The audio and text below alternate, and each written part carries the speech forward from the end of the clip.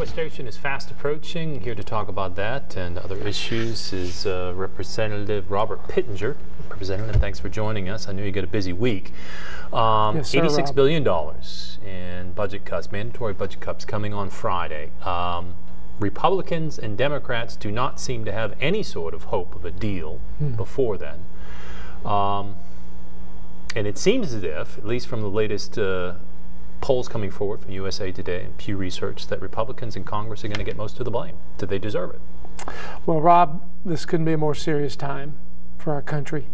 I had a general in my office last week, 3-star general. He brought 2 of his majors, highly decorated young men. And he said, Congressman, if we go through sequester, these automatic cuts, we're going to jeopardize the safety of our men and women out on the battlefield. Yeah. And my mind went to a young man named Billy Armstrong, Rob. He was my guest the night of the State of the Union. My wife gave up her seat so this young man could come. He had been at Walter Reed and going through rehab and been hit by an IED. And I thought this dear guy we went to a bunch of receptions and everything. Yeah. And the bottom line that I told the general, I said, General, my concern is on the trajectory that we're on right now and the spending that we're on that's totally unsustainable.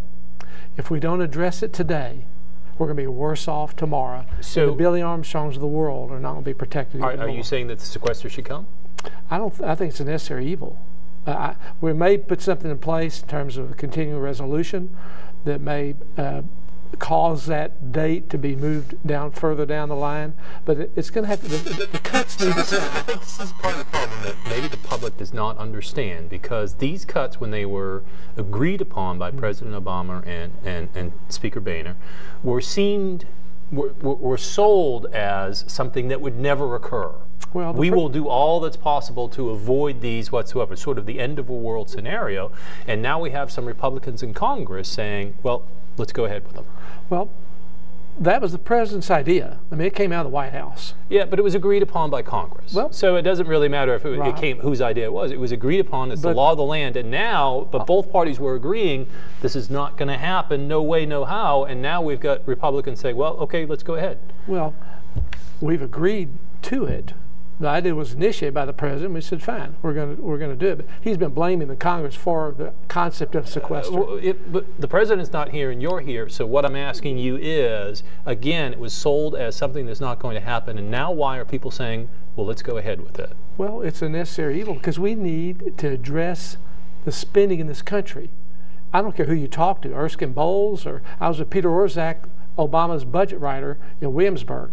He said, unless we address the spending in this country, we are going to head into a collapse like Greece. Okay, then maybe that's fine. But why? I mean, the Bowles-Simpson plan is something that's more thought out as opposed to something like this, which just seems to be chaotic. Well, it's not what we want. But there's already been a tax increase.